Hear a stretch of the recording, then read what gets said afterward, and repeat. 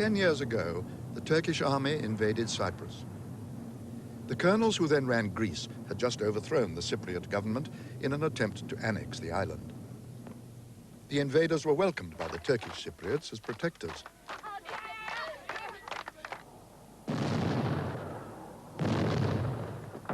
But as they advanced, thousands of Greek Cypriots fled their homes before them. Now, the island is severed by a border its own people cannot cross. Last November, Greeks protested as the Turkish Cypriots formalized the partition of the island by proclaiming UDI. This, the first of two programs, describes how the conflict began 30 years ago, when the Greek Cypriots sought freedom from British rule.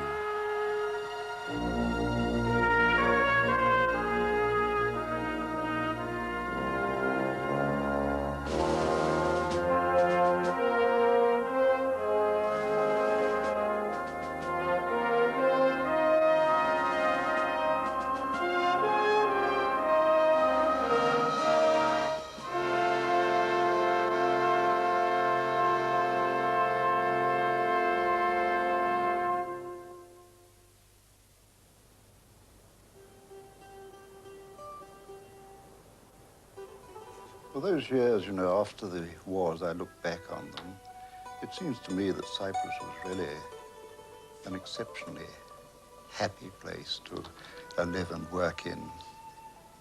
During the Middle Ages, Cyprus had been dubbed sweet land of Cyprus, and it was then, as it had been before, sweet land, until it was soured by political violence.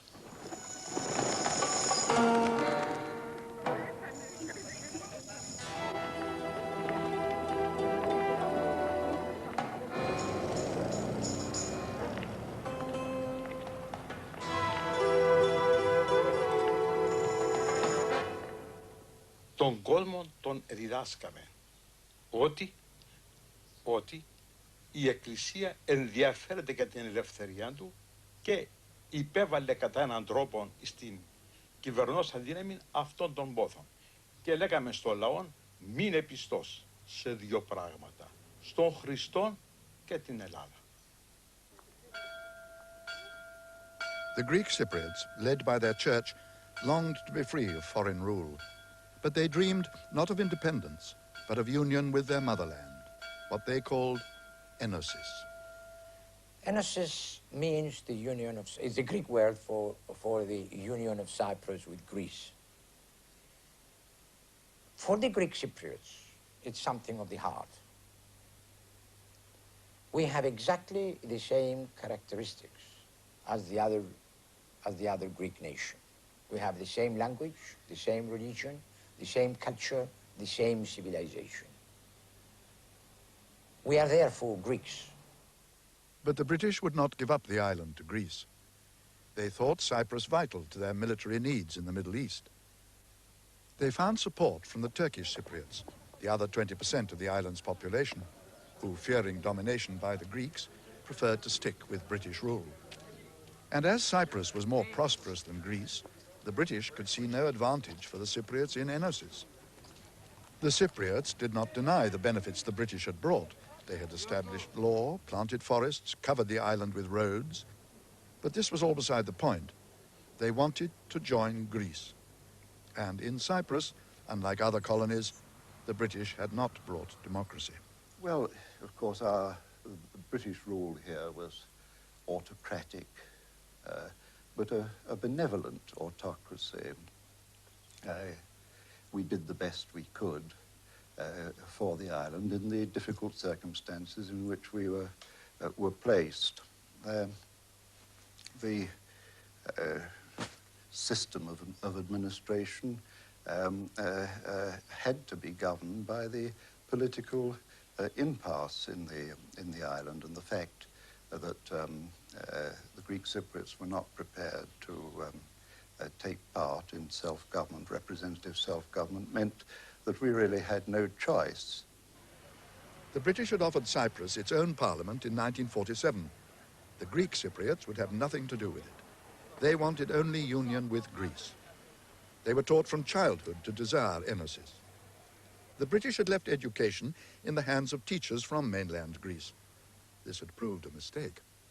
I remember when I was a student, windows were closed so that they would not hear us from outside, and the teacher was teaching us the Greek national anthem. And while he was teaching us, tears were coming out, were running down from his eyes. And we were also very moved. This was the way we were brought up. The British tried to stop the teaching of Enosis. They made it a crime. But the church found ways to get round the law. Και είπα, αφού μαζεύτηκαν όλοι οι κοινότες, απόψε κύριοι ήρθαμε στο χωριό σας για να κηρύξουμε την Επανάσταση. Ζήτω η Επανάσταση. Το επανέλαβα 2-3 φορές. Όλος ο λαός εχειροκροτούσε, εφώναζε.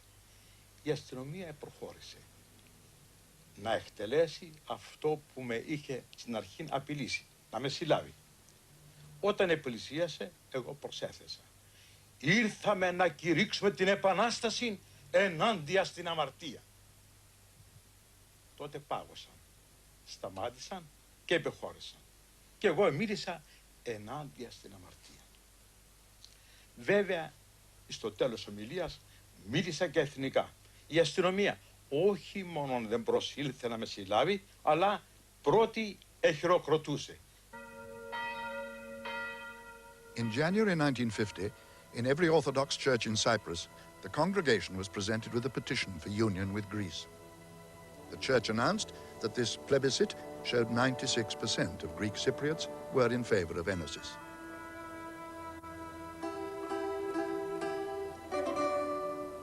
The British took little notice of this plebiscite or its organizer, the newest bishop, Makarios.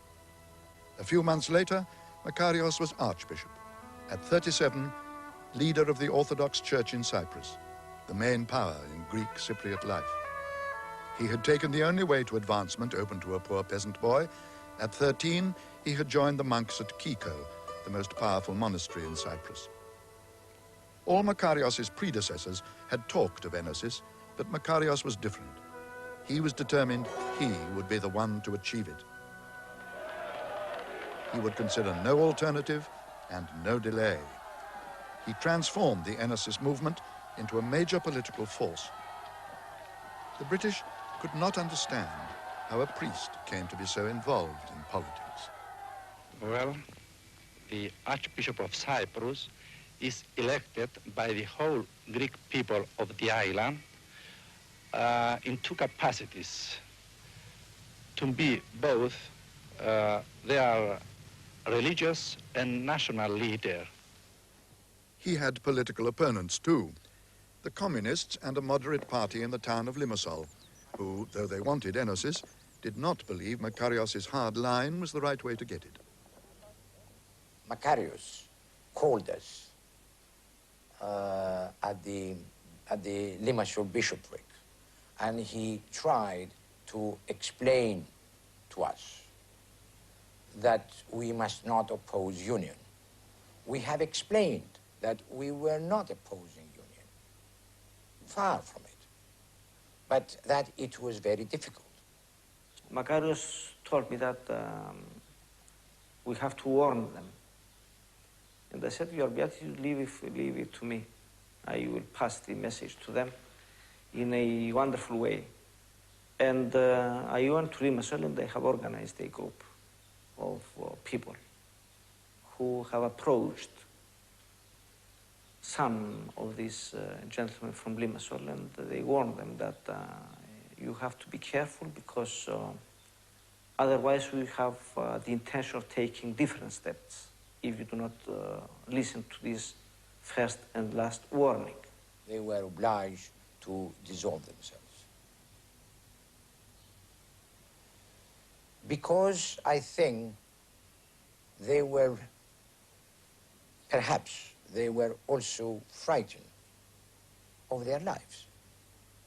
That was the climate which existed at that time. Makarios carried the campaign to Greece and persuaded his fellow Greeks to take up the cause. He still needed to overcome the caution of the Greek government, who were reluctant to offend their powerful ally Britain. But Makarios so roused the Greek people that he forced Prime Minister Papagos to raise the issue with Anthony Eden, the British Foreign Secretary. Well, Anthony Eden had had this bad operation and had been recuperating in Greece. And at the end of his time, my husband thought it would be a good idea if he had a talk to Papagos. And so it was arranged in my husband's study in the embassy. And unfortunately, all went well until Papagos said, et maintenant, le Premier ministre, la question de Chypre. And Anthony Eden said, ah non, mon cher, on ne discute pas ça. And that, unfortunately, had a very bad effect, because Papagos felt he'd been rather told to go into the nursery, you know, and play with the children. And curious enough, from that moment, the things really went badly. It was terribly hard for us to make them understand that this was not anything personal, you know, that we were... It was very difficult at that moment to give away any more of the British Empire, and especially an important strategic post like Cyprus. Just as Makarios was rallying Greek support for Enosis, Cyprus took on a new importance for the British. The main artery of the empire had long been the Suez Canal, where Britain had a base of 84,000 men. But in 1952, a group of young army officers led by Colonel Nasser seized power in Egypt and threatened to evict the British from the canal zone. So the chiefs of staff decided to move the Middle East headquarters to peaceful Cyprus. Here, unlike Egypt, Britain was sovereign and could not be thrown out by a hostile regime. Britain was then still a world power, with treaty obligations to help out allies in trouble. She needed a staging post to garrison troops in readiness for action. The large number of men involved meant Britain could not make do with merely a base in Cyprus. And that is why the chiefs of staff held the view that in order to be in a position to fulfill those obligations, if we were required to do so, it was necessary to have the use of the whole of the island for military purposes, which meant sovereignty over the island. Self-determination, or any idea of Enosis, that is the union of the island of Cyprus, the kingdom of Greece, was out of the question from the British point of view. Britain's new need for Cyprus conflicted with the Cypriots' desire to join Greece. But the matter remained a private family quarrel until the day before the House of Commons rose in July 1954. On that day, Henry Hopkinson, a junior minister in the Colonial Office, was to say one word which ended his ministerial career and brought Cyprus world prominence. The Labour opposition had begun to ask why the Cypriots, the most educated colonial people, had so little say in running their own affairs. The opposition were insistent on some action being taken to advance the situation, and a lot of our own backbenchers were very worried. And all the more because all during this period, the talks were going forward for the removal of the British troops from Egypt. And that made our right-wingers, including, of course, the so-called Suez rebels who were fighting the withdrawal from Egypt, it made them even more nervous about Cyprus. We were no longer prepared, the Conservative Party as a whole, to look at Cyprus as a little local difficulty, because it had assumed a quite new importance in view of our withdrawal from the zone. The cabinet faced mutiny. 60 of their own backbenchers were threatening to defy the whip on the crucial Suez vote. This could bring down Winston Churchill's government. The cabinet's first concern was to assure the Tory rebels that though British troops were leaving Egypt, from Cyprus there would be no withdrawal. And clearly, if they'd said anything weak about Cyprus, it would have created a panic in the Tory ranks, and they might have been in great trouble. Henry Hopkinson's statement on Cyprus would be a tricky one to make. Well, I made my statement in the House, and it went all right. Jim Griffiths, who had been Colonial Secretary of the Labour Party, got up and asked a few questions, which I answered quite simply and easily. And his fourth question was whether he could take it, that it was the intention that Cyprus should eventually attain what he called dominion status, with the right to determine their own future. And of course this put me in a great difficulty, because that was the one thing that I'd been told definitely by the Secretary of State when he returned from Cabinet that morning that I must not do. So I had to tread very carefully. I said there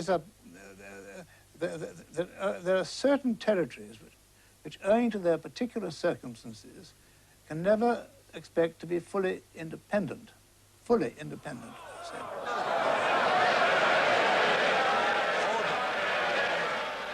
After he had said never, the word that caused the trouble, Hopkinson said, I think the right honourable gentleman will agree that there are some territories which cannot expect to be that.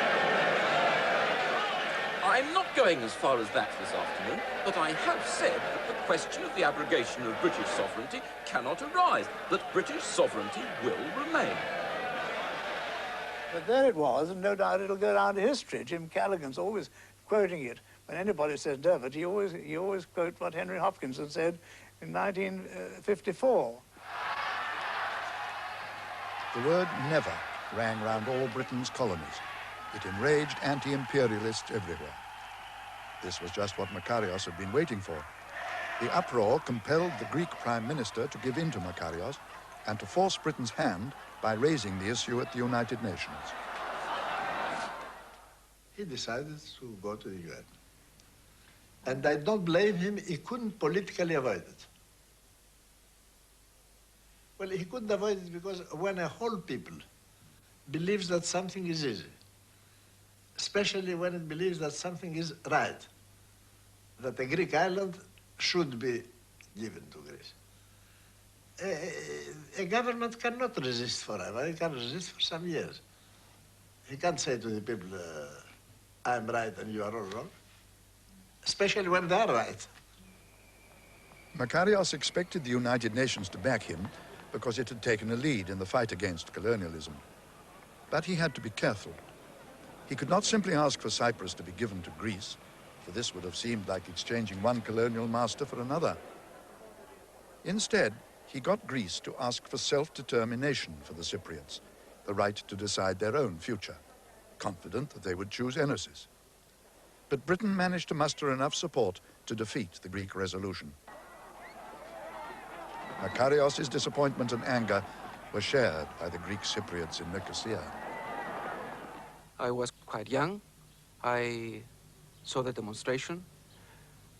I decided to follow the demonstrators. I started to throw stones at the police.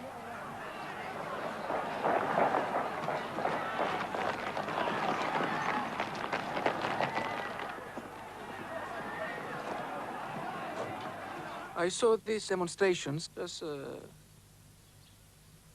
the starting for the freedom. A month earlier, in a remote corner of the island, a Cypriot had landed secretly. He came home to revolutionize the Enosis movement.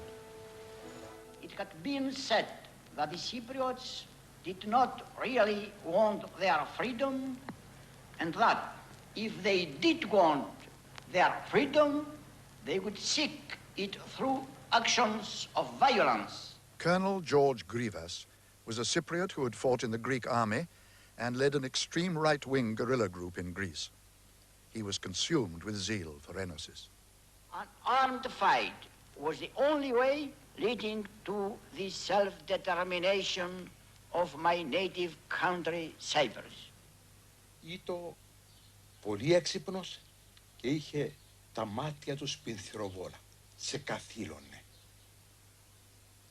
Όταν μιλούσες μαζί του, έβλεπες μπροστά σου ένα ηφαίστειο. Ηφαίστειον γεμάτον από την αγάπη προς την πατρίδα, αλλά και πιστός άνθρωπος, πολύ πιστός. He took the name Digenis after a legendary Greek hero. He kept his real identity a mystery.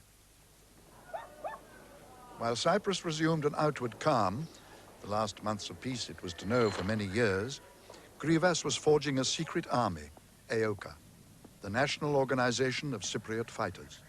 He imported arms, hand-picked recruits, and selected his targets.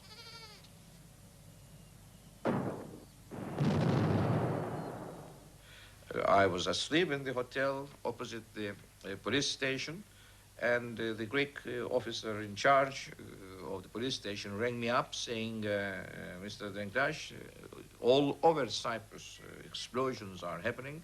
Will you come to the police station? Well, I said, you must be a very nasty man to wake me up at this hour and to play on me the 1st of April Fool Days, you know, making jokes with me. He said, it's no joke, come down immediately, Mr. Denktash, for heaven's sake. And I went down, and there it was on the wireless from all over Cyprus, bombs here, bombs there, and they had started. Everybody was talking in the morning, all groups here and there in the streets. Were reading the pamphlets which were circulated by Grivas that day. If our rulers refuse to give us back our freedom, we shall claim it with our own hands and with our own blood. AOKA, the leader, Digenis. And talking about the explosions, there was another atmosphere, really. I felt just that I had to do it. I had to fight for the freedom of my country. It was a strong feeling, really. I couldn't be out. What you need to be a member of this organization was that you must be, at that time, a right wing, belong to right-wing party. I mean, right-wing, you are all except the leftists, the communists. I mean, they check your character. I mean, let's say if you were going around in bars, drinking or having affairs with people that didn't, I mean, have a good name, they wouldn't choose you to be a member of the organization. You must have a good character.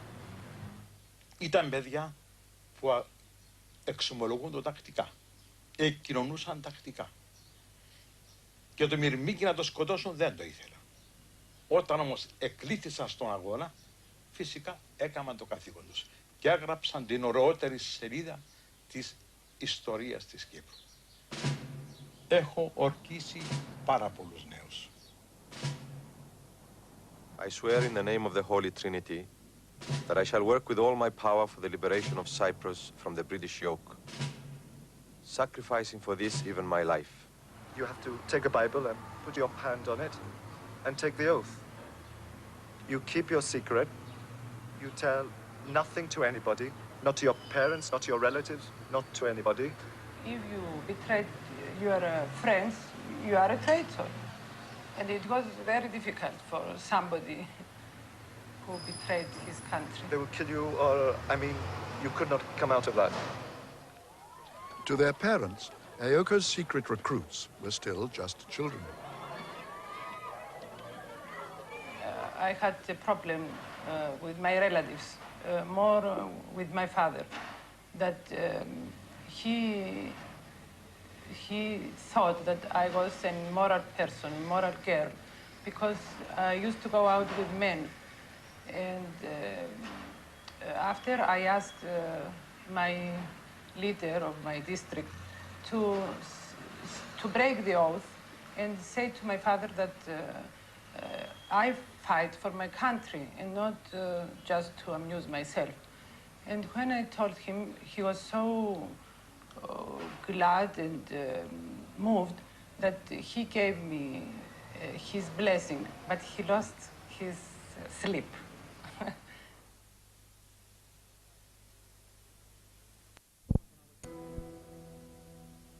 I shall perform without question all the orders of the organization, however difficult or dangerous this may be. They ordered me to execute to execute a Greek Cypriot. In the main road, a very busy road. And believe me, I pissed drop by drop in my underwear, because it was the first time I had a pistol. Very soon he arrived. I aim, I fire twice. For a long time I saw this person in my dreams. Even when I didn't sleep, I saw his face in front of me. Well, it was the first experience anyway.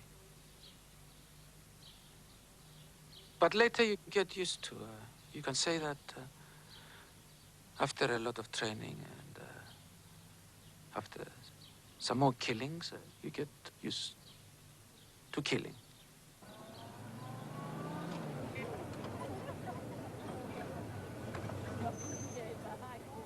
The British looked to Archbishop Makarios to put the moral weight of the church behind their battle against Aoka terrorism. They tried to pin him down. I am opposed to the use of violence, but at the same time, I am opposed to the British policy which has provoked violence. However, I don't think wise to condemn violence in public, because I understand that a Greek section of the people is in favor of this method. The British were baffled by the failure of this man of God to condemn violence.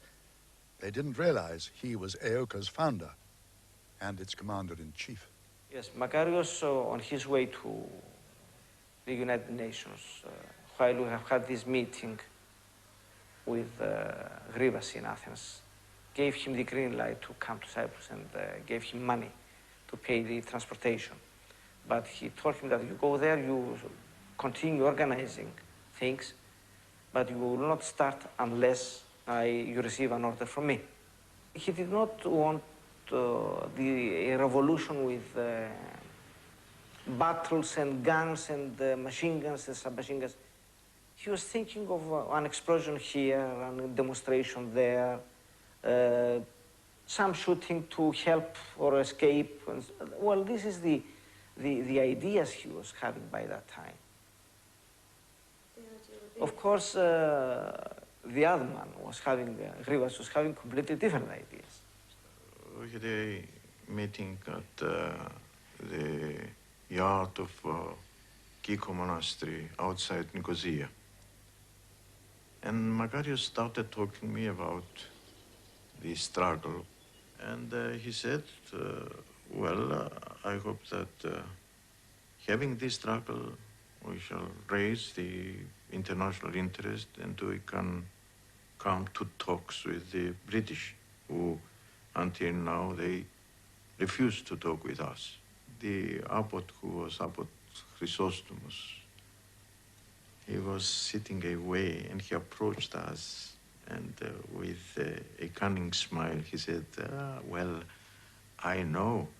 What about you are talking so many hours? Well, it's easy to start, but it's very difficult to stop, he said. By the summer of 1955, Makarios' plan was succeeding. Aoka sabotage had attracted world attention to the Greek Cypriots' cause. The British feared that this year the Greeks would win the United Nations vote. They turned for support to the other country opposed to Enosis, Turkey, just visible 40 miles from the island. If the island became Greek, it would constitute a strategic disadvantage for us. As you look at the map, you can see that the island is like a dagger pointed at the soft belly, underbelly of Turkey. This ideal of Enosis' union with Greece was, of course, anathema to us. All the other islands off Turkey's shores were already Greek. Turkey did not want Cyprus to go the same way. But the Turkish government had not yet said so in public. The first time I was directly involved with this was when Michael Stewart, who was, I think, chargé d'affaires of the British Embassy at the time, called on me at the Foreign Ministry, and he pointed out to the fact that this question of Cyprus was getting out of hand. The big movement for Enosis, union with Greece, and what was Turkey going to do about it? Well, acting upon instructions, I told him that we relied completely on the sagacity of the British administration to control the situation. This was an internal problem of the United Kingdom, of the British Empire, as a matter of fact, at the time. And we relied on them to safeguard the life and property of the Turkish community. I think he was rather surprised at this. And I think the British government hoped that the Turks would take an interest in this to form sort of a balance.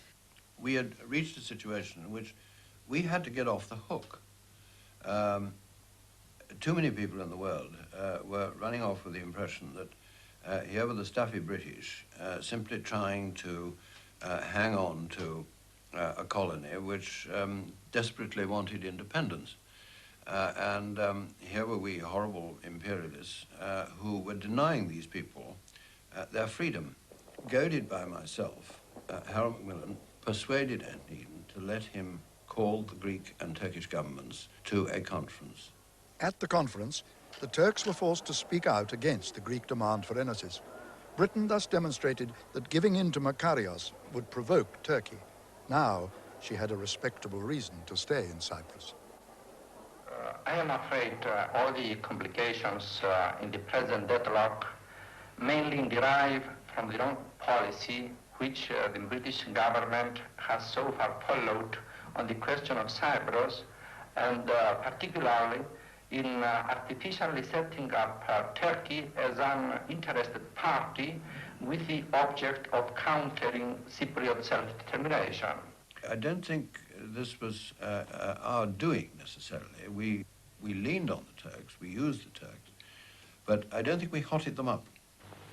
There has never been a time when British sovereignty over Cyprus was more vital than in the present day. The fears and anxieties of Turkey are constantly forgotten. Turkey that ruled Cyprus for 300 years.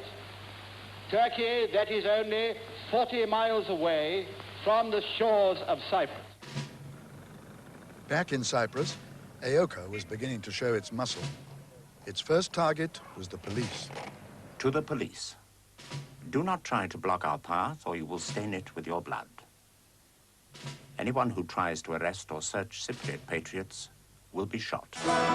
Aoka. The leader, Digenis.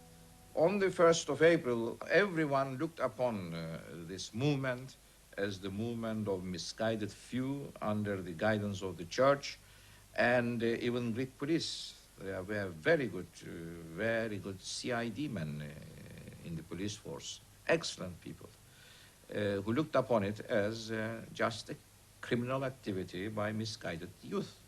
And they were very effective in catching these people. But the terrorism towards informers, towards the police who followed them, was such that within 6 months, I know the people who were saying this is the criminal activity of a misguided few were saying we are Aoka too.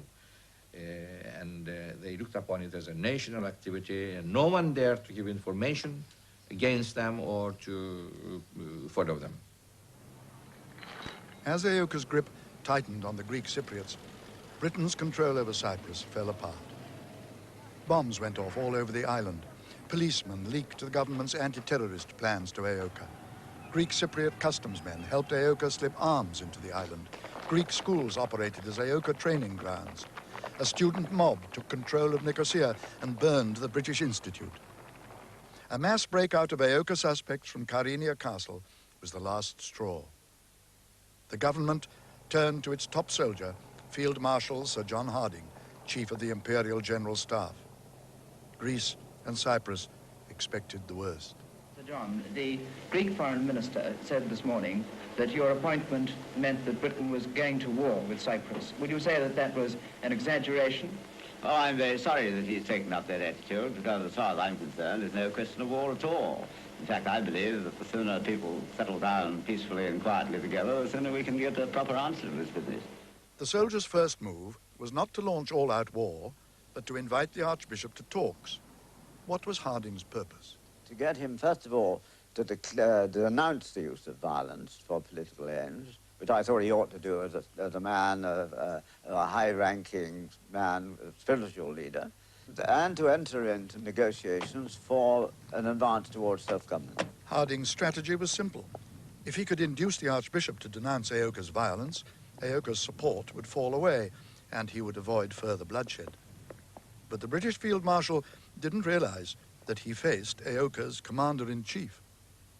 Makarios wanted to find out what concessions his campaign of violence had won.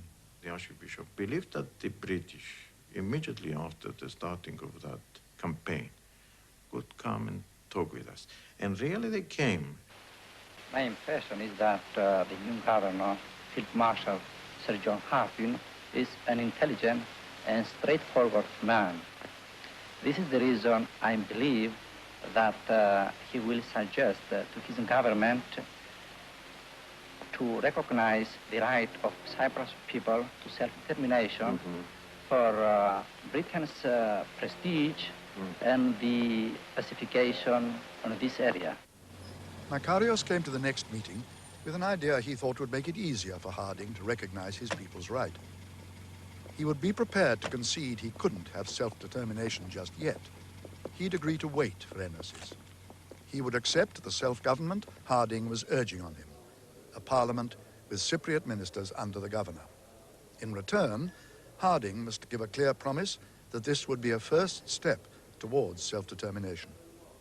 I was impressed by him very much. He met me very agreeably. I thought I could probably do business with him. But Harding's orders, like Hopkinson's a year before, were that self-determination could never be discussed. So he went to London to tell the cabinet that the Archbishop had made a big concession and that they too must compromise, or a bloodbath would be unavoidable. Harding made it clear that unless he could discuss self-determination with Makarios, that there was absolutely no point in having a discussion at all. And so this was agreed, that the question of self-determination could be raised and could be debated in the discussions between Makarios and Harding, which was a concession, of course, on the part of the British government. The government authorized Harding to return to Cyprus with a carefully framed new policy. The governor came middle of November from London with new instructions. And we met in our house in Nicosia the 21st of November, 1955.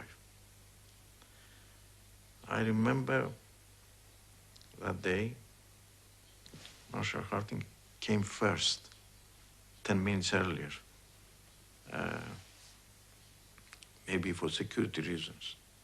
And Makarios came a few minutes later.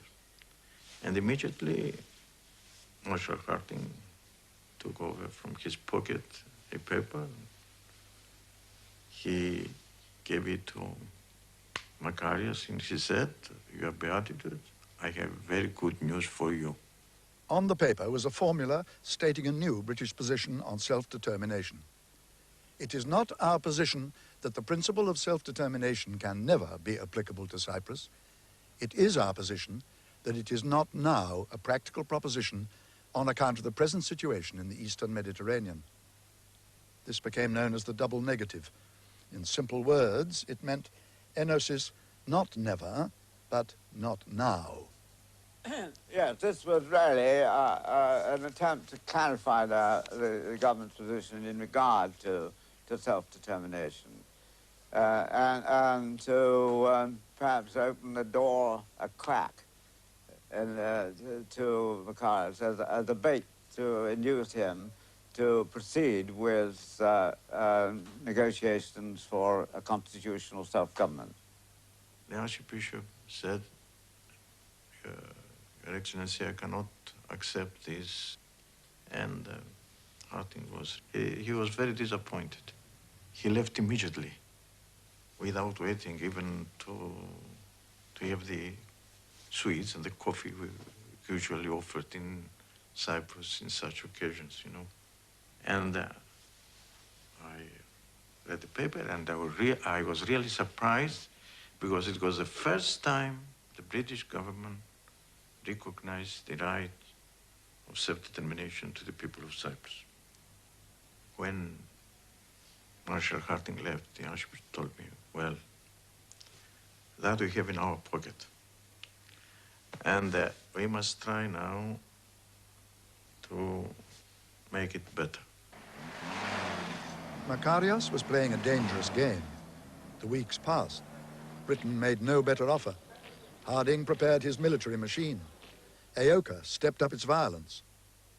But the Americans, worried by this rift between their allies, broke the stalemate.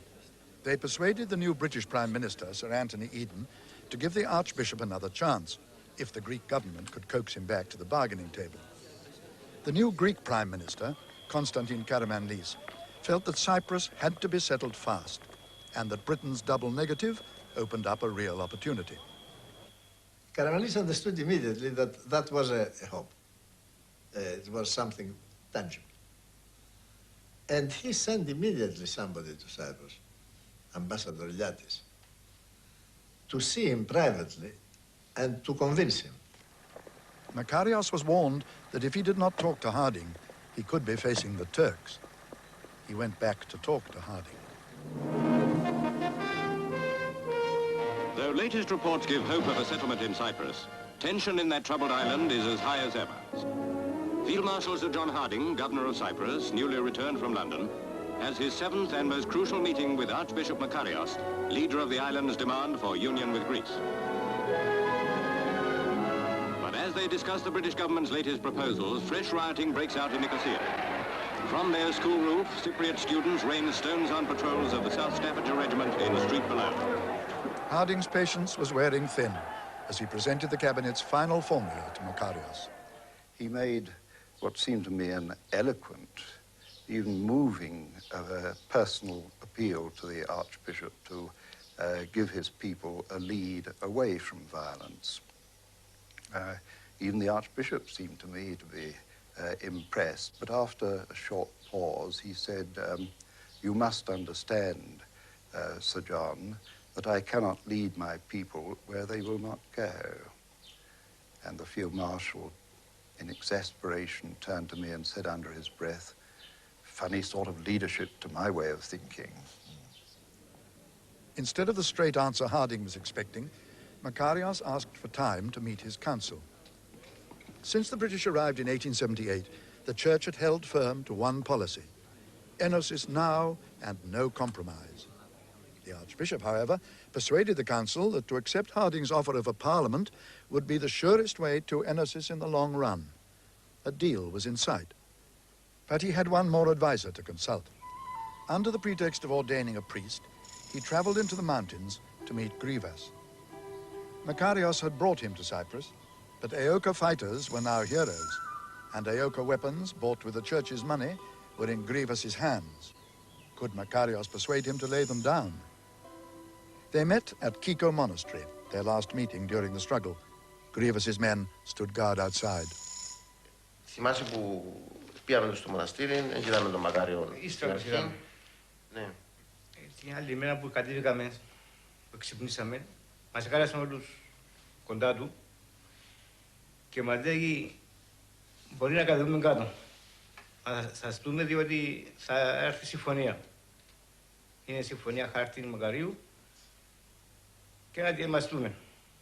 Στάμε τις βαλίτσες μας, αστιεύκαμε και δέχτηκε να βγάλουμε φωτογραφίες. Πώς να δέχεται να βγάλουμε φωτογραφίες. Και ο κύριος Πολυβής με έναν άλλον το Φρίλαν ήταν ειδικοί για τις... είχαν και φωτογραφική μηχανή και βγάλαμε μαζί όλοι οι φωτογραφίες, ενθύμιο. Grivas broke his iron rule of secrecy in permitting this photograph to be taken, because the struggle would soon be over. Makarios left the mountain meeting believing he had cleared the final obstacle to agreement. Grievous announced a ceasefire a few days later to allow Makarios to settle. But the Archbishop had promised Grievous he would secure some conditions. Grievous told Makarios that I don't trust the British. And his opinion was that if we are given amnesty, if we are given the police security, then we could sign an agreement. Makarios wrote to Harding agreeing to renounce violence if these few small details could just be settled first. As far as I was concerned, it was no good continuing the negotiations. We'd come to a dead end. And so I recommended to the Colonial Secretary that he should come out. To the British, these fresh demands raised after 5 months of talks showed that Makarios was not negotiating in good faith. Makarios had high hopes of new concessions from the Colonial Secretary, Alan Lennox Boyd. He, however, thought the terms Harding had already offered were sufficient to impress the world and the House of Commons. Lennox Boyd read a statement immediately saying that this I'm going to tell in the House. Still, 3 points were pending: the amnesty, the public security, and the majority in the House. So the Archbishop wanted to clarify those 3 questions. And Lennox Boyd said immediately, no, accept it or not. I didn't come here to negotiate. You have already negotiated to the governor. The Archbishop insisted and said, well, let's talk about this subject. Why not? I think the truth is that ministers in London and perhaps the governor in Cyprus also had been becoming increasingly exasperated at what they saw as the prevarication of the Archbishop as the talks wore on, and increasingly disillusioned about the possibility of ever reaching a viable political settlement with him. Must remember that at that time, too, the information was beginning to accumulate about the Archbishop's own involvement in the Ioka campaign. Lennox Boyd was adamant. He said, no, receive it or not. And the Archbishop said, well, under these conditions, I'm not going to accept it.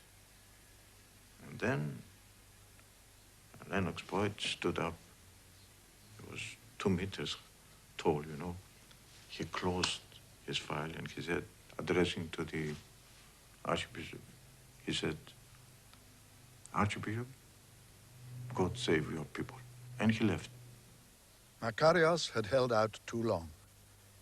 The only terms ever offered the Cypriots, which could have led to enosis, were withdrawn. Had Makarios accepted them, I think we would have been in a very difficult position. Because that, although it ruled out enosis, immediate enosis, it left the door open. Let's see what will happen in 10 years' time and that sort of thing. Anyway, Makarios, much to our content, refused them. So I said to Lennox Boyd, I told Lennox Boyd that in my opinion the only thing to be done then was for me to concentrate on inflicting a defeat on Ioka. If that was done, if that was to be the program, well then I must get Makarios out of the way. Makarios left for the airport to fly to Athens for consultations about his next move. His old friend Papastavros was taking his afternoon nap. He was awakened by 2 policemen and driven off. Βλέπω να στρέφονται αριστερά προς το αεροδρόμιο. Λέω, πού πάμε να ράγει, είναι άλλα, εδώ, κρατητήρια. Οπότε κάποια στιγμή είχαμε σταματήσει. Ούτε η αστυνομική δεν ήξερα. Μόνο ο οδηγός του αυτοκινήτου ήξερε. Κάτω μου λένε. Κατέβηκα από το αυτοκίνητο. Προχώρα. Απέναντι ήταν ένα αεροπλάνο της αυτής μεγαλειότητας. Αγγλικό αεροπλάνο. Προχώρησα λοιπόν. Κατάλαβα ότι, λέω, μας διώχνουν. Μόλις ανέβηκα πάνω στο αεροπλάνο, είχα δει μέσα τον μακαριότατο, τον Μακάριο. Βρε, πώς τα κατάφερες, μου λέει, και ήρθες εδώ. Αυτός είχε πιστέψει ότι εγώ κατόρθωσα να διασπάσω τον κλειόν και να πάω να δω αν θέλει τίποτα. Λέω, δεν τα κατόρθωσα να έρθω, με έφερα. Χαμογέλασε και μου λέει, πάμε, λέει, εξορία. Λέω, ο Θεός μαζί μας. Και εγώ βάζω το ράδιο, ένα ράδιο, και εγώ άκουσα τα νέα πρώτα. Λέω του αρχέλα του διώξει τον Μακάριο. Και ο Μακάριος, και δηλαδή μου διγενείς, τώρα θα αρχίσει ο αγώνα, λέει. Διότι είναι λάθος τους Εγγλέζους που διώξαν τον Μακάριο και τους άλλους. Θα αναστατώσουν τον λαό και θα είναι πιο ενωμένος και ο λαός. Και τώρα θα αρχίσει πραγματικά ο αγώνας.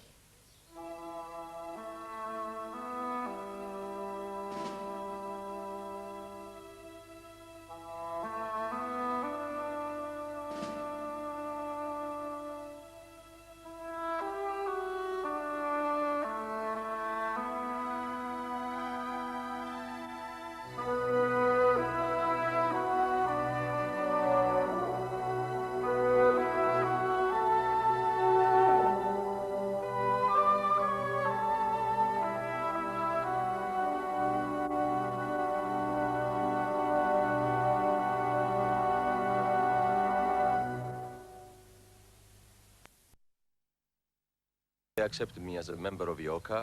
I'm able to kill the governor. I had no plan how to kill him. Maybe to by knife or by pistol. I had no idea about this. This program tells how the conflict, which has torn the island of Cyprus apart, was unleashed during the last years of British rule.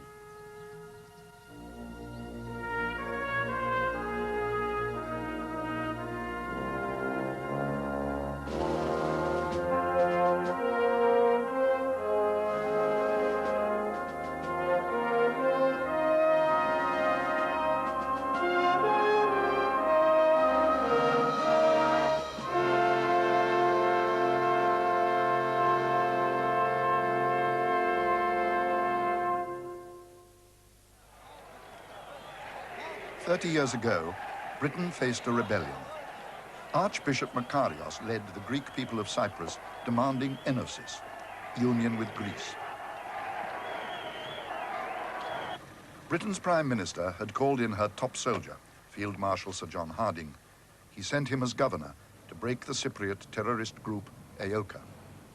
I've been given the task of restoring law and order and putting an end to terrorism and intimidation. I believe that it can be done. I intend to do it. On the 9th of March 1956, the governor deported Archbishop Makarios.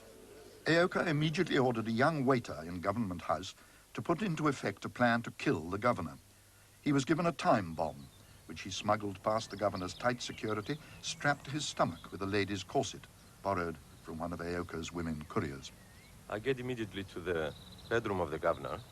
I closed the door, and immediately I took the bomb out of my corset, and I put it in the mattress under the bed. You see, they were sleeping on separate beds. They were nearby the beds, but they were separate, two beds, you know. And closed the beds, just to kill both of them. Not to have her to cry after him, you know. I went down, and we served the governor. I was thinking that it was the last lunch he had in Cyprus, because he was going to die, you know.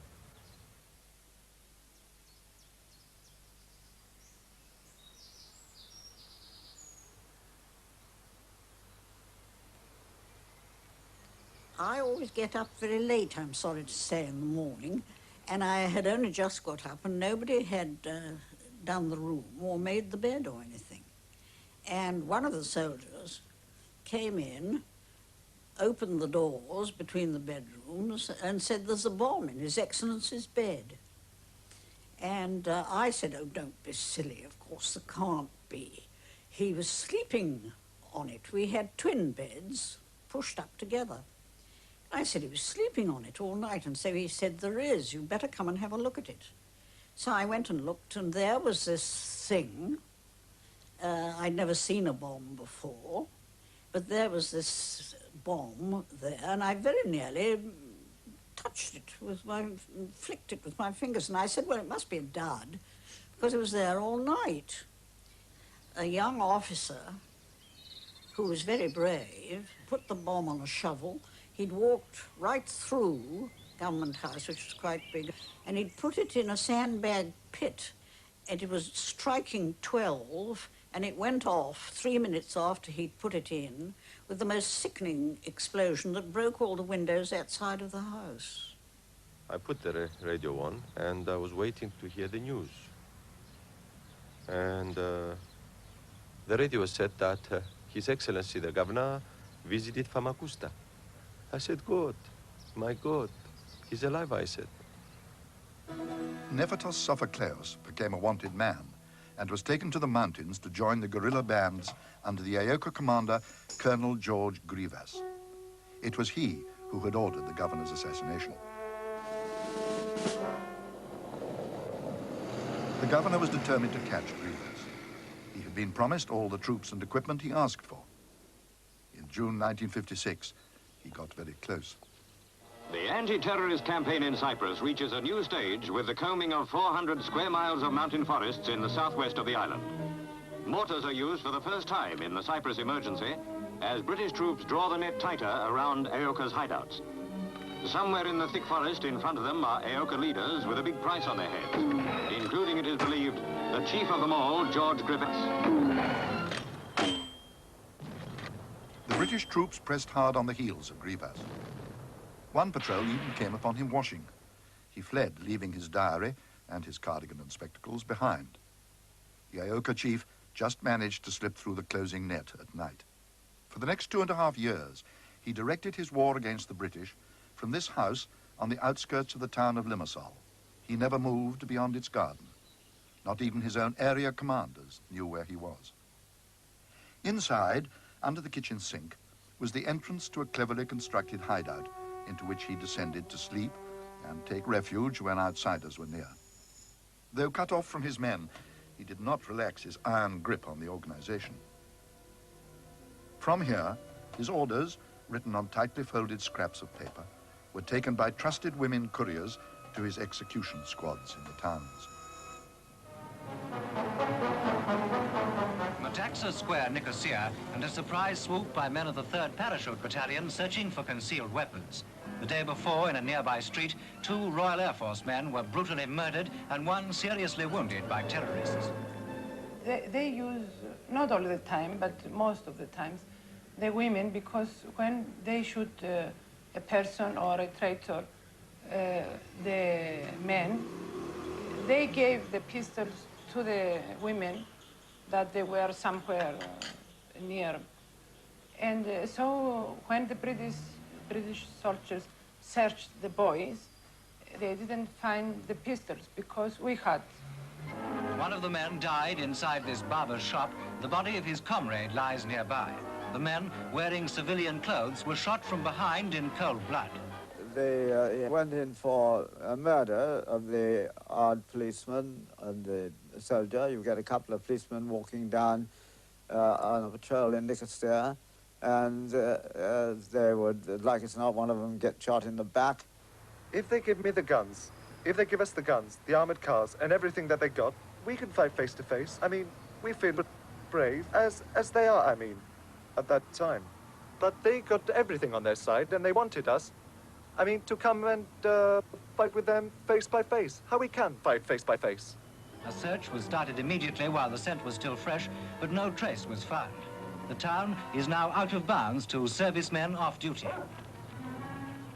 When you took the guns, where did you put them?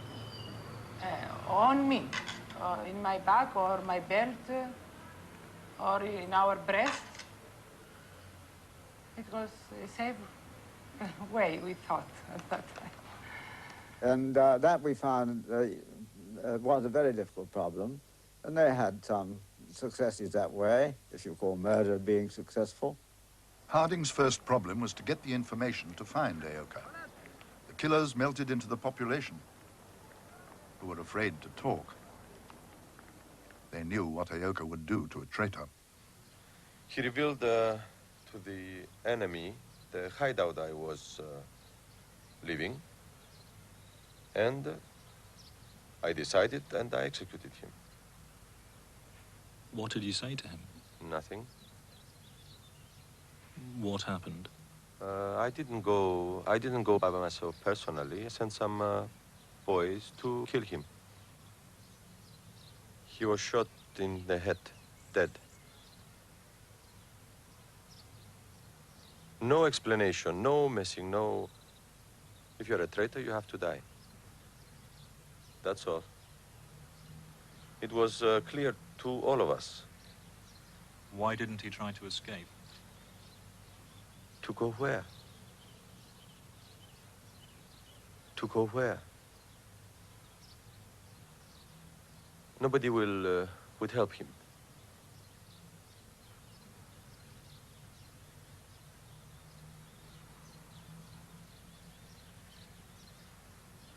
Since you are a traitor, either you have to commit suicide or EOK will kill you. Of course, I cannot say but night that for sure that all these people that we killed, they were, be traitors. Some of them maybe not purposely, but because they speak a lot. Sometimes hear of people say, of course, I loathe the brutal methods of EOK, but at least they are effective towards achieving their ends. How wrong they are. EOK are a small minority, trying to force their views and opinions on all the peoples of Cyprus by fear and bloodshed. It is EOK which is preventing you, the people of Cyprus, from governing yourselves. Harding set out to crush EOK. He believed that when he had freed the Cypriots from the terrorist threat, new moderate leaders would come forward to help him govern Cyprus. Harding's first step was to strengthen the police, now thoroughly infiltrated by EOK. He created an auxiliary police force recruited from the 20% minority of the population, the Turkish Cypriots. We were against EOK. Britain was against EOK. Therefore, we had a joint interest in seeing that EOK did not succeed. The only thing on which I insisted very strongly with Marshal Harding was that the auxiliary police would bring about very serious frictions between the Greek majority and the Turkish minority, and then create a situation which would be absolutely insoluble because of the strifes which would occur between Greeks and Turks. We couldn't bring a whole horde of policemen from elsewhere in to do duties of that kind. And so really we had no choice in the matter. EOK began its struggle against the British, not the Turkish Cypriots. But as Turks became Britain's law enforcers, they too became EOK targets. Some said it was deliberate British policy to set Greek against Turk and divide and rule. I don't think that it's fair to read great political significance into the action. It was simply a normal part of the security operation.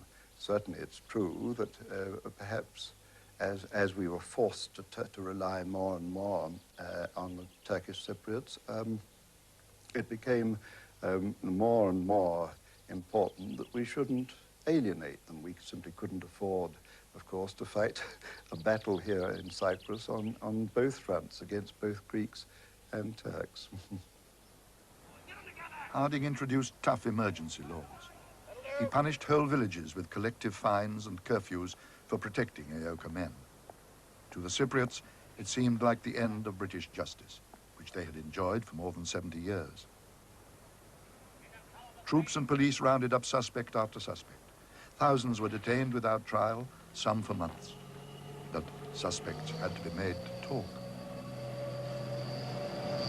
They took me to the special branch. They took off all my clothes. They tied me by the back, my hands and back, my foot, and they beat me for a lot. Then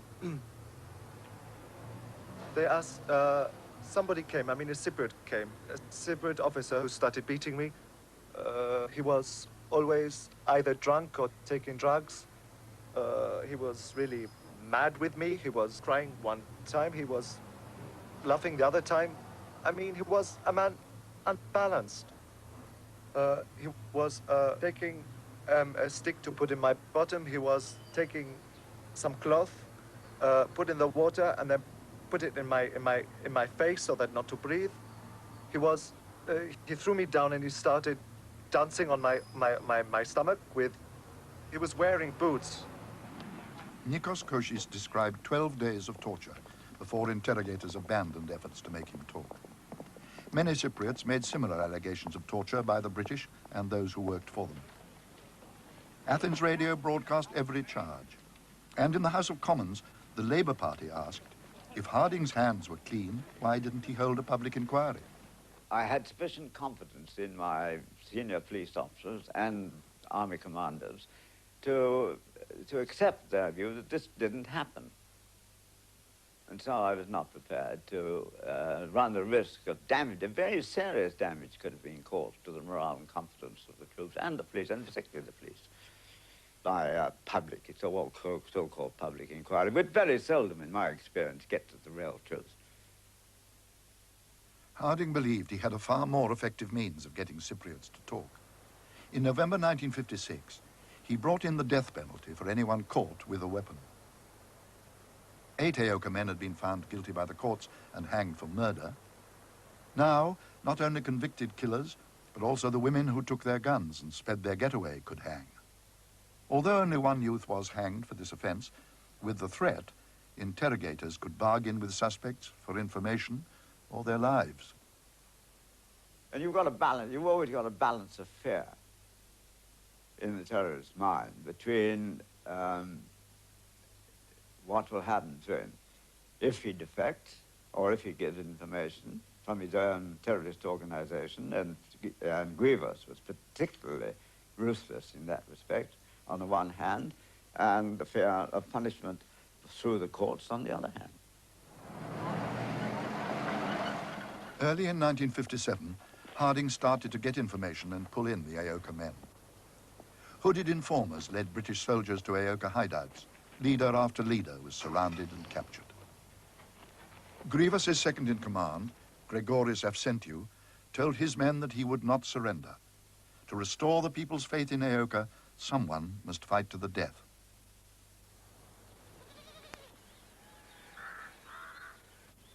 High in the Troodos Mountains was the hideout used by Avsentiu and his 4 guerrillas. A cave whose entrance was cleverly concealed in the hillside. On the 3rd of March 1957, it was discovered by British soldiers. So confident were the British that they invited newsreel cameras to film this important capture. It was morning, about 6 o'clock, from the movement of the troops, British troops, and from the noise of the helicopter, we suspected that our cave must be betrayed. The British shouted to the guerrillas to surrender. Matrosos and the men came out and gave themselves up, but their leader stayed put. When a British corporal ordered him out, Avsentiu shot him dead.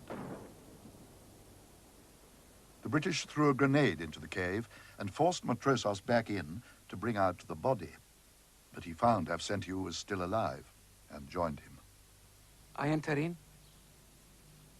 I took the Tommy gun. I came out of the cave close. I shoot some bullets, and I said, now we are through. Come to catch us if you can. And we start the battle. As the captured Aoka men watched, the British threw all they had, tear gas, boulders, and explosives, at the cave. The battle raged for 6 hours. Sometimes I was ready to die. I didn't afraid from death. Sometimes I was thinking about life. With the press looking on, British patience came to an end. And then I smelled it was petrol. I said, oh my God, master, is petrol. The British set the petrol alight. I was in front of the exit. The flame took me from the face. Instantly, I cover my face, my eyes, and my hands also burn. I feel them burn. Then again, the Avxantiu, I saw him in flames, and he shouted me, "Don't be afraid." It was the last word I heard from Avxantiu. I jump out of the cave with hope that a bullet will, somebody will shoot me. I didn't want to live, and I didn't want to die by flames. Matrosos was found lying stunned at the bottom of the hill. They removed some stones from the roof, and I saw Avxantiu was burnt. How did you feel about him? Well, he was, from my side, a great respect. He was a man who was training us to love our country, to love our freedom. He was a brave man. The struggle had found its martyr. Though Aeoka's mountain gangs were now destroyed, the Greek Cypriot people were inspired with the will to carry on. I don't believe myself that you can destroy an organization of that kind, which is led by fanatics and has a great deal of support from the civil population, either from sympathy or from fear. I don't think you can destroy it, but we had inflicted a very serious defeat on them. 10 days after the battle, Grivas offered a truce if the British would release Archbishop Makarios from his exile in the Seychelles. Harding's forces were now in command, but a year had elapsed since the Archbishop's deportation, and still no new leader had come forward to speak for the Greek Cypriots. If the British wanted to negotiate, they would have to bring Makarios back. But the diaries which Grivas had left behind in the mountains had proved that the Archbishop was behind Aeoka violence. So before releasing him, the British laid down one condition. On Archbishop Makarios, why isn't it possible to release him immediately? Well, the simple reason, he's got a great deal of influence, and if he renounces violence, it'll help to bring violence to an end. Until he does that and makes a clear statement saying violence should cease, I don't believe any responsible government could allow him out of his place of detention.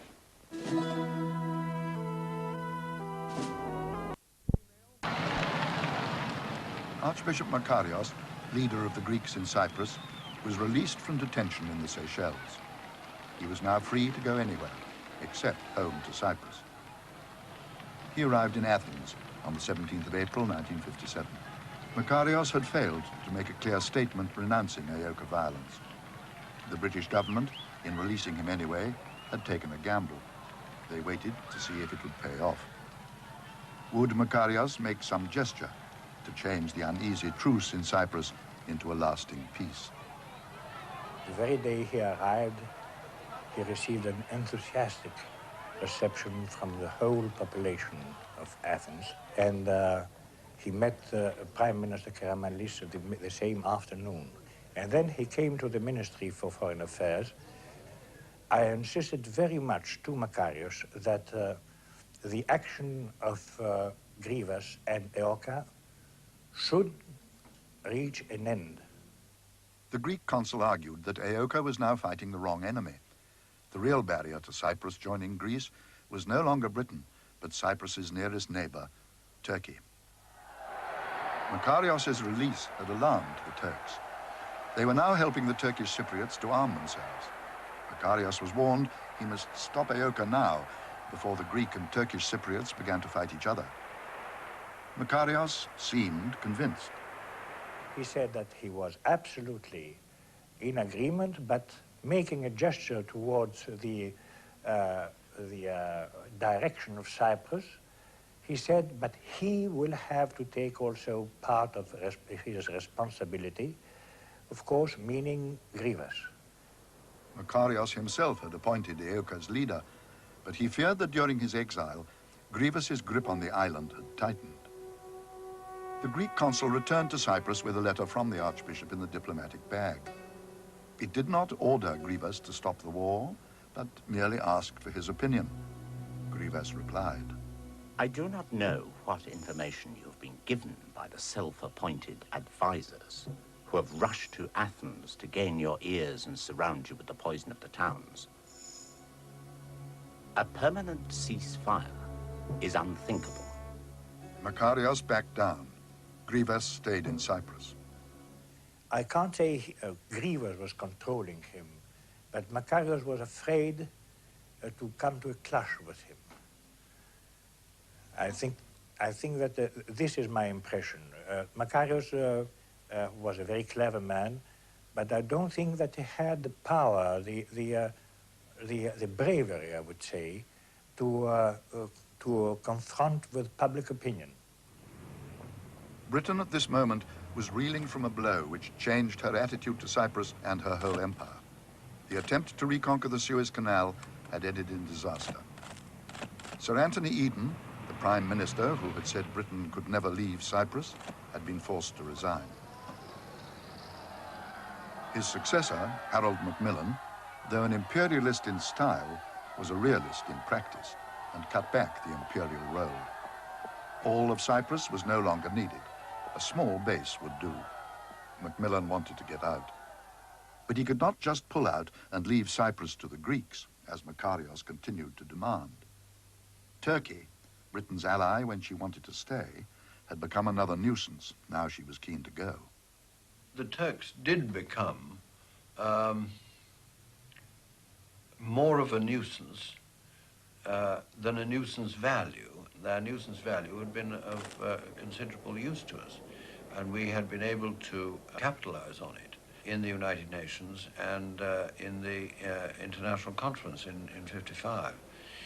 But when the Turks began to see weakening where there was no weakening on the part of the British government, it then dawned on one or two people in London that perhaps it wasn't all that useful to have the Turks quite so heated on the subject as they had become. So the colonial secretary had gone to Ankara to show the Turkish government there was another way to protect their interests when the British pulled out. And when that happened, the Turks in Cyprus would be as entitled as the Greeks in Cyprus to have their own self-determination, and that, of course, involves would it then involve the partition of the island. The British offered to divide the island in two. If Greek Cypriots voted to join Greece, Turkish Cypriots could join with Turkey. The cause of Taksim, partition, was to seize the imagination of the Turkish crowds. I remember maps drawn in blood with the Turkish flag on top of it. Partition became the cause célèbre, as they say at the time. Partition or death became the slogan. Partition to the Greeks meant half a Greek island would be in Turkish hands. Macmillan hoped this threat would make Makarios see reason. But Makarios found another hope, the Labour Party. But it's more than the Tories have ever dreamed of doing. Barbara Castle, speaking for the party's executive, pledged that the next Labour government would grant self-determination to Cyprus. With Labour ahead in the polls and an election coming, Macmillan feared that Makarios would just sit tight and wait for Labour to win power. Do you plan to go to London? Oh, yes, I am planning to go to London, but I didn't decide the time of going to London. Makarios had refused even to come to talks if Turks were represented. British ministers were becoming desperate. Macmillan wrote in his diary, "It really is one of the most baffling problems I can remember. He searched for a way to get the confidence of the Labour Party and the Greeks. The idea he hit upon was a new governor, not another soldier, but a conciliator, Sir Hugh Foote, Michael Foote's brother, and a known friend of the Greeks. On taking up his appointment as governor 4 weeks ago, Sir Hugh was asked to make his report on the troubled island. Since then, at great personal risk, he has toured Greek and Turkish villages, seeking the views of the people themselves. I said at the time I was rather pleased with myself. Things had gone rather well. I got a good deal of publicity from these acts. No great substance perhaps in them, but they were indications of an anxious anxiety to work with the people. And then the terrible consequence. Foote's friendly gestures to the Greeks only convinced the Turkish Cypriots their protectors had abandoned them. Tension mounted. On the night of the 7th of June, 1958, the tension suddenly snapped. Cyprus has never recovered from that night. There was an explosion at the information bureau of the Turkish consulate. A crowd had already gathered there, a crowd of Turkish Cypriot youth. And they all almost immediately decided that Greeks had done it. And they were swearing vengeance against the Greeks and so on. The explosion started a night of rioting in Nicosia. Turkish Cypriots burned and looted Greek shops and homes. Soon Aoka counterattacked, and the fighting spread round the island. Greek and Turkish families, who had always lived as neighbors, now moved with all their possessions into separate areas. British soldiers put up barricades to keep the two communities apart. Partition was fast becoming a reality. For 3 years, two armies had been fighting a war. Now, ordinary people were being killed merely because they were Greeks or Turks. Later on, a friend of mine, whose name will still be kept a secret, was to confess to me that he had put this little bomb in that doorway in order to create an atmosphere of tension so that people would know that Turkish Cypriots mattered. The fighting raged for 3 months. More than 100 were killed. Mr. Macmillan was passing through Nicosia airport. I had some talk with him and told him all the terrible circumstances we faced. He said, well, if it's as bad as that, I think I'll have to have a hand in this myself. Foote helped Macmillan devise an ingenious scheme to force Makarios and the Greeks to compromise. I've had talks today with the Greek Cypriot leaders, the mayor of Nicosia and the mayor of Kyrenia. I've also had talks with the two Turkish leaders. The task which the British government has set itself is to see whether we could bring about at least some temporary period of calm and peace in the island. That means a great effort by all concerned. Macmillan offered to share the governing of Cyprus with Greece and Turkey. On the surface, a generous and even-handed offer. But to the Greeks, to have Turkey installed as one of the rulers of the island they claimed was part of Greece was a nightmare come true.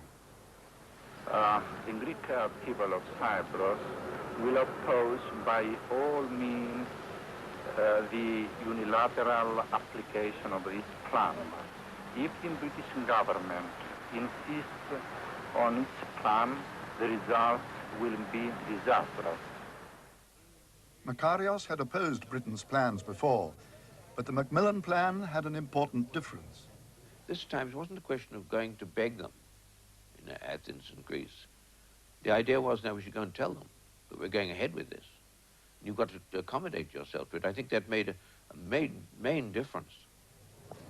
Macmillan told the Greeks that even if they refused to participate, He would impose the plan in 2 months' time, if necessary, with the Turks alone.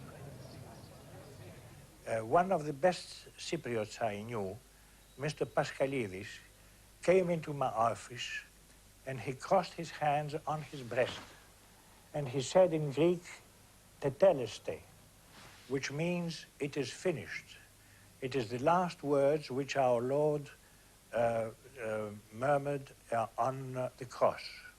That is, that everything has come to an end. In desperation, Makarios turned to his last allies in Britain, the Labour Party. He asked Barbara Castle to Athens to see if Labour still stood by its promise to grant union with Greece. She brought bad news. As Macmillan hoped, Sir Hugh Foote was bringing the Labour Party round.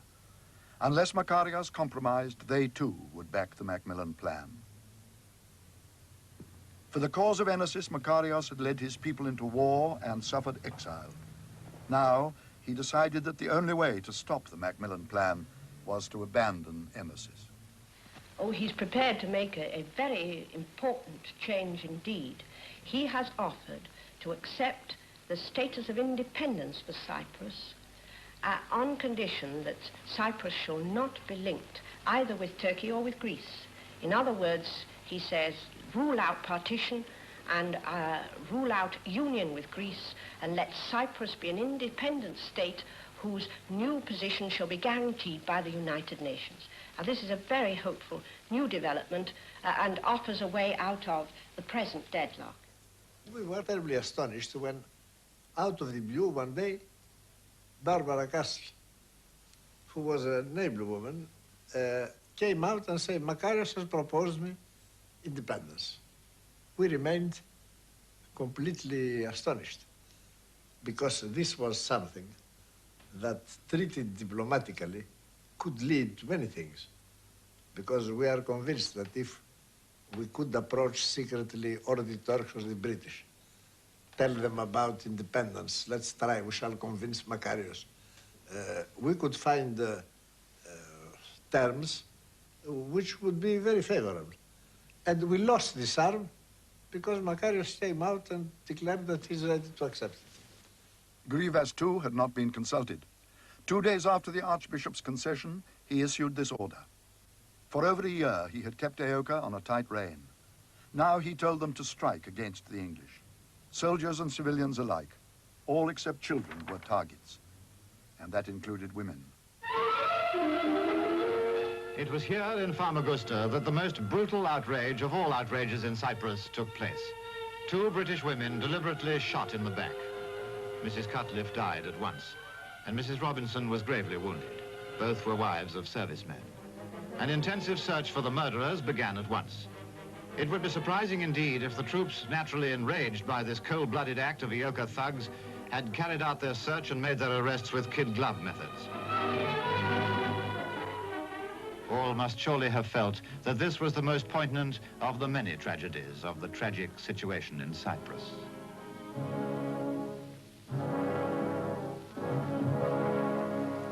When Makarios got the news that there was that killing, he was more than furious.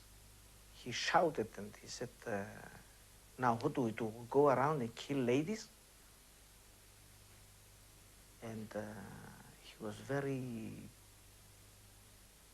shall I say, rude in his expressions. And it is the only time in my life I've seen him not to control himself. World opinion was so outraged that Grivas denied responsibility. But Aoka resumed the killing of British servicemen. For Britain, it seemed to be starting all over again, only worse. She pressed on with the Macmillan plan, and Greece and Turkey were at loggerheads. Cyprus seemed to be dragging them towards war. They clashed at the United Nations. Greek Foreign Minister Averov proposed independence for Cyprus, his last chance to ward off the Macmillan plan and keep Turkey out. Turkish Foreign Minister Zorlu backed the Macmillan plan, which he saw as the path to partition. In fact, on Cyprus, there are 2 national communities. He rejected independence as a Greek ruse to grab Cyprus. La Grèce n'a jamais nourri de projets expansionnistes à Chypre. At the end of a grueling debate, the Turks carried the day. Averov's last hope of keeping Turkey out of Cyprus was dashed. We went with some members of the delegation at the end of the corridor to smoke. And we were frantic, of course, desperate. Because there are also questions of internal policy. How do you go back in the country, beaten in an international forum? Then I saw Zorlu coming towards me. I told my people there, he's coming here. I'm afraid I'll slap him in the face. I'm so nervous, I don't think I will be able to keep my nerve. So he came smiling, and he told me, I came to congratulate you. To Averov's amazement, Zorlu not only praised his speeches, but made a proposal that was to change the history of Cyprus. If the two of them could work together, he would offer a way out of the problem. We were waiting there anxiously, and Zorlu came back, beaming, saying, I think we've seen the end of the tunnel. We'll work for independence together. On a scrap of paper, the two men jotted down the basis of a deal. Zorlu agreed to independence for Cyprus, but with firm guarantees for the Turkish minority. Over the next few weeks, they slipped out of international meetings to thrash out the details of their plan. The British Foreign Secretary was heard to ask just when they'd let him know the fate in store for this still British colony. 2 months later, at Zurich, their prime ministers met and approved the deal. Mr. Zorlu, as Turkish Foreign Minister, are you happy with the agreement you have reached with Greece? I am completely happy. Why has it taken so long and cost so many lives before this agreement was reached? This is a difficult question because the matter was a very complicated one, and the national pride and too much emotion was involved in this dispute. Are you confident that it will be acceptable to the Turkish Cypriots? We are sure of it. The Greeks were less certain. It needs, first of all, the approval of the British government, who has the sovereignty on the island, and also it needs the consensus of the people of Cyprus, and when I say the people, I mean all the people, all the parts of it. Are you convinced that it will receive these two agreements? In politics, nobody can be convinced, but I would say I'm very hopeful. Averov and Zorlu flew straight to London and found the British delighted with any solution which let Britain escape from Cyprus and hang on to 2 military bases. The British Foreign Secretary, Selwyn Lloyd, agreed to invite the Greek and Turkish Cypriots to a conference in London. The Turkish Cypriots also were delighted. The deal gave generous minority rights, guaranteed by a contingent of Turkish troops on the island. Would you object to Makarios being the new president of the new Cyprus? Well, I don't think it is for us to object. If the Greek community want him as a president, they can have him. We shall have our vice president in charge of our own communal affairs. And you think it'll work all right? Well, with goodwill on both sides, we don't see why it shouldn't work. The British were more wary of Makarios. They had made one firm condition. The conference was to be only a signing ceremony. Details agreed in Zurich could not be changed. Makarios had promised Greek Prime Minister Karamanlis that he would accept the deal. But he invited 35 prominent Cypriots to London to join him. On the eve of the conference, he went to meet them to reveal the contents of the Zurich Agreement. 2 things became very obvious. The one, that it was not a question of a gnosis, and the other, that it was a question of a constitution which gave far too many rights to the minority community as we saw it at the time. And therefore, there was a lot of opposition to Makarios signing that agreement. Outside Lancaster House, even the fog was lifting as Foreign Secretary Selwyn Lloyd arrived for the conference on Cyprus. To the governor of the island, Sir Hugh Foote, it was a near miracle that the hope of peace had dawned at last. Indeed, the presence in London of the much-discussed Archbishop Makarios, now indisputable fact, would have seemed quite out of the question only a week or two ago, yet here he was. The conference began with each delegate playing his expected role. Selwyn Lloyd read out the Zurich agreements, Averov described them as the best possible, and Zorlu agreed. Then Makarios spoke. He said while he accepted the agreements as a basis, he would like just a few amendments. The conference was stunned. He knew the deal was to be accepted as a package with no amendments. What was he up to? Makarios afterwards told a British minister a story to explain his bargaining tactics. When he was a young monk at Kiko Monastery, the abbot told him he must grow a beard. Makarios said, "I'm sorry, Father, I don't like beards. I'm not going to grow one."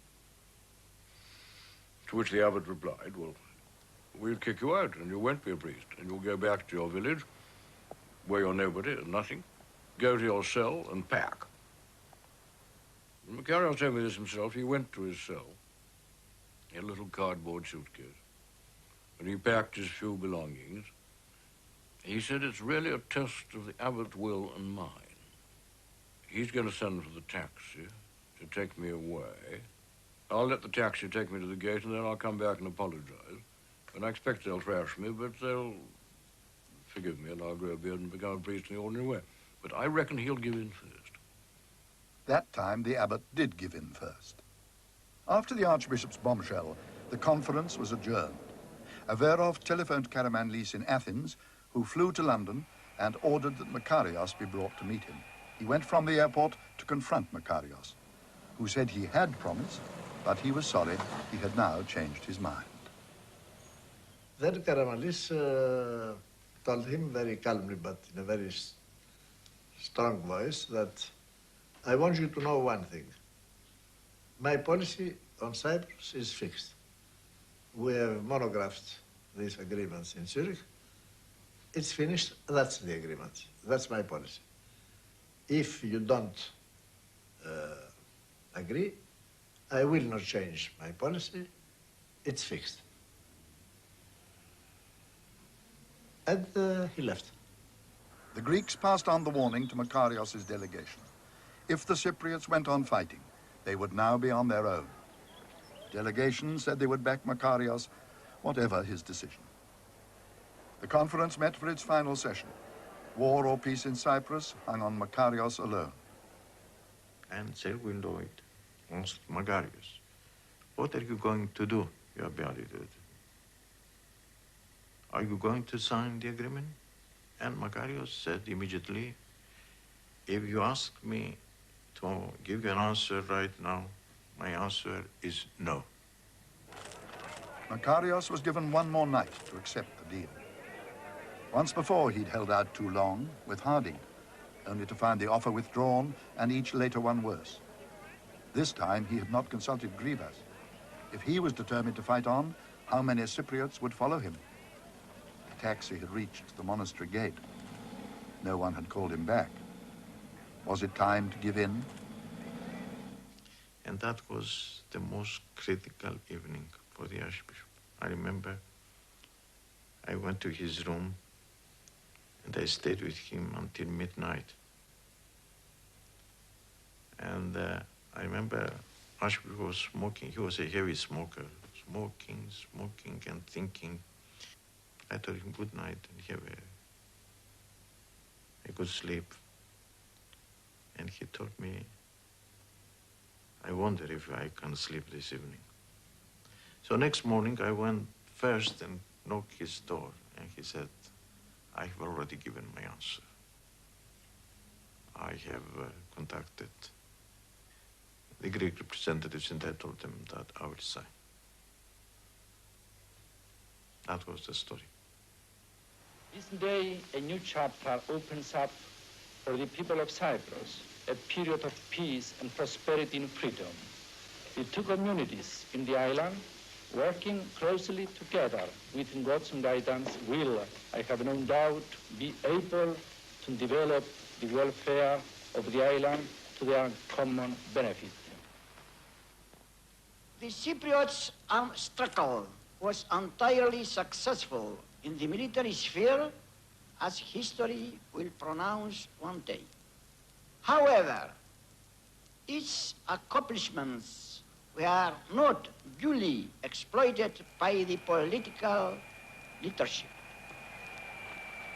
Grivas did not dare risk a clash with Makarios. He reluctantly ordered his fighters to lay down their arms. He went home to Greece, but he was to return later to plague Makarios. The Archbishop took over the government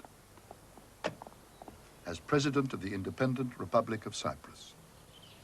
After the end of the war? Oh, yeah.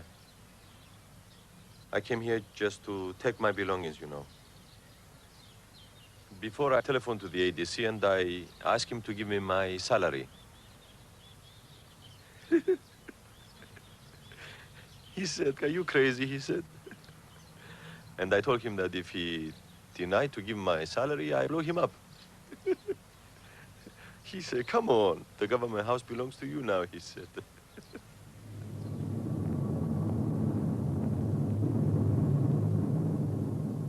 Makarios did not succeed in closing the rift between the two communities.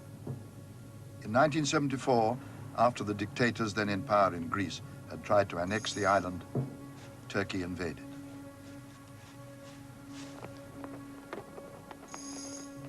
Today, Cyprus is partitioned.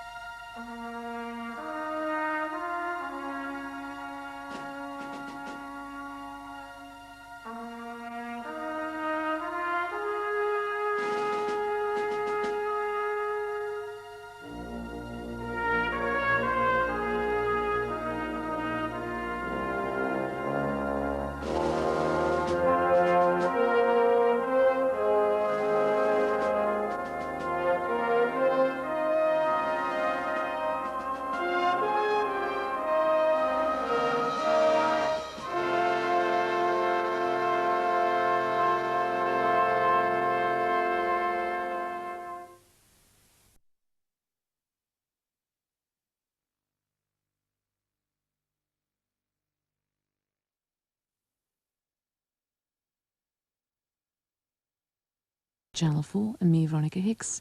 See you tomorrow.